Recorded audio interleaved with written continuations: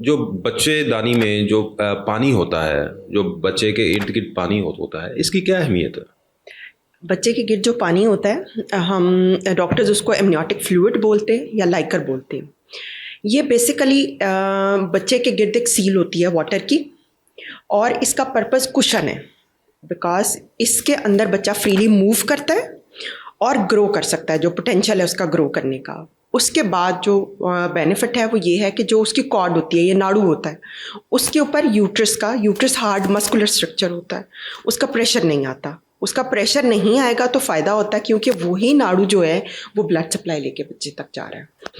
Fourth most important बात यह है कि जब ट्रॉमा है या हिट है मदर के, या मदर उल्टा लेटी हैं या करवट ले रही हैं, कुछ है, तो जो जैसे गाड़ी में शॉक्स होते हैं ना, ये वाटर बैग शॉक के तौर पे एक्ट करता है। वो बच्चे तक वो चीज़ नहीं जाने देता। ये कुशन है बच्चे के गिर्द, कुदरत की तरफ से ये तोहफा है। मैम, इसकी कितनी मिकदार जो है वो नॉर्मल होनी चाहिए, और क्या लीकेज कोई ज़्यादा ख़तरनाक चीज़ है?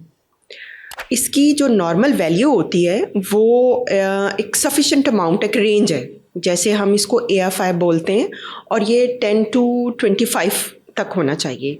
अगर ये 10 से कम होना शुरू हो जाता है तो हम कहते हैं कि रिड्यूस हो रहा है लाइकर, ठीक है, कुशन इफेक्ट कॉम्प्रोमाइज़ होना शुरू हो गया, ठीक है। और अगर 25 से ऊपर चला जाए तो ये बहुत ज़्यादा अमाउंट में लाइकर हो जाता है, और वो भी बच्चे के लिए नुकसानदेह होता है।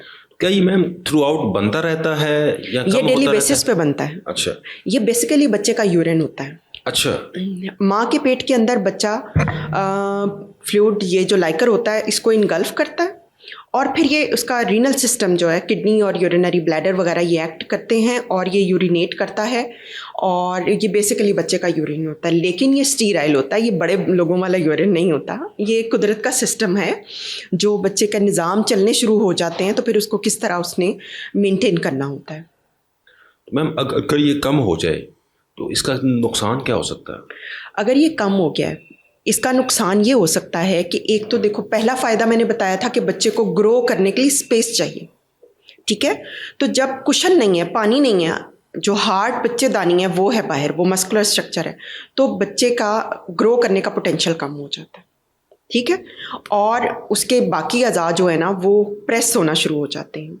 जैसे बच्चा सांस लेता है माँ के पेट के अंदर, तो वो यूं सीना फैलाता है और ऐसे करता है। लेकिन अगर बच्चे को जगह नहीं मिल रही, सबसे पहले ये चीज़ अफेक्ट होती है कि बच्चे के सांस लेने की एबिलिटी वो कॉम्प्रोमाइज़ हो जाती है। उसके जो लंग्स हैं वो डेवलप नहीं हो पाते, क्योंकि उसको बाहर स्पेस ही इतनी नहीं मिली कि वो इसको कर सके।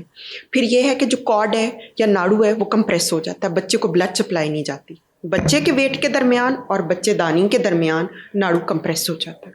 उसकी वजह से कई दफ़ा बच्चे की डेथ भी हो जाती है पेट के अंदर, ठीक है। और कम होने की वजह से जो लेटर ऑन है वो बच्चे के जैसे हैंड हैं, फुट हैं, आपने देखा हो कुछ बच्चों के टेढ़े होते हैं, तो वो कंप्रेशन होता है, उसका इफेक्ट आ जाता है। इस वजह से ये काफ़ी नुकसानदेह चीज़ होती है। तो मैम, माओं को क्या एहतियाती तदाबीर इख्तियार करनी चाहिए, और क्या उनको इसके बारे में कंसर्न होना चाहिए?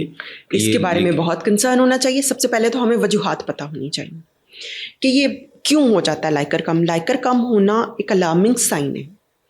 इसमें जो बेसिक मैकेनिज़्म है वो ये है कि जब बच्चे को सप्लाई नहीं जाती फूड की, फूड जाता है बच्चे को माँ के आंवल के थ्रू, जहाँ फिर वो बच्चे को सप्लाई होता है थ्रू उसके अम्बिलाइकल कॉर्ड या नाड़ू के थ्रू, और फिर वो उसका सिस्टम चलता है कि वो यूरिनेट करता है, इनगल्फ करता है सारा कुछ।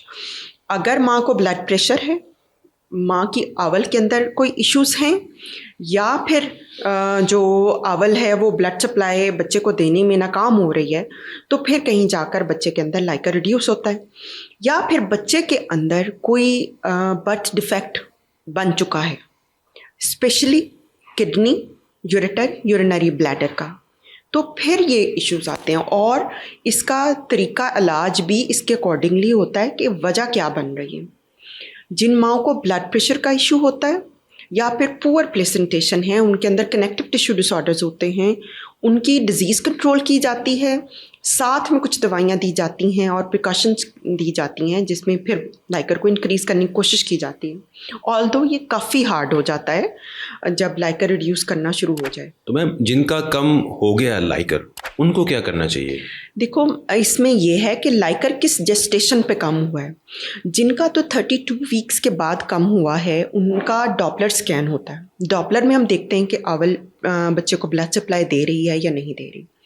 इसमें बच्चे को हम डे टू डे मॉनिटर करते हैं और उसकी सीटीजी के थ्रू और उसको स्टीरॉइड कवर देते हैं और टाइमली डिलीवर कराते हैं। इसमें रिपीटेड डॉक्टर आपका स्कैन कराएगा और देखेगा कि बच्चे के लिए अंदर लाइकर की अमाउंट सफिशेंट है।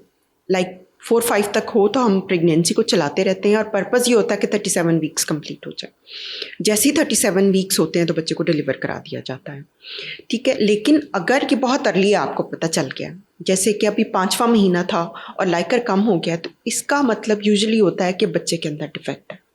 सो फिर आपका डिटेल एग्जामिनेशन, बच्चे का अल्ट्रासाउंड होता है। अगर बच्चे के अंदर डिफेक्ट कोई पता चल जाए तो फिर यूजुअली ये प्रेगनेंसी टर्मिनेट करनी पड़ती है, ठीक है। इसका इलाज थोड़ा मुश्किल हो जाता है। मैम, जिनका लाइकर कम है या जो पानी है वो कम हो रहा है और उनको लगता है कि ये कम है, तो उनको क्या करना चाहिए?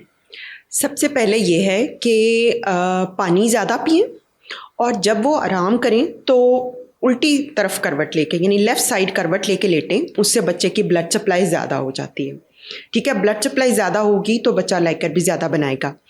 और जो मोस्ट इम्पॉर्टेंट थिंग है वो ये है कि बच्चे की मूवमेंट के ऊपर बहुत ध्यान रखें। अगर उन्हें लगे कि बच्चे की मूवमेंट कम हो रही है तो फिर वो फौरी तौर पर अपने डॉक्टर से रिव्यू करें। इसमें बिल्कुल भी घंटे 2 घंटे का रिस्क भी ना लें।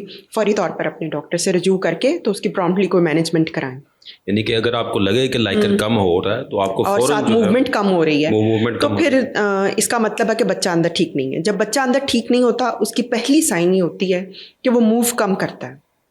तो जब भी माओं को लगे कि मूवमेंट कम है तो फौरन उनको रश करना चाहिए हॉस्पिटल। बहुत शुक्रिया मैम, थैंक यू।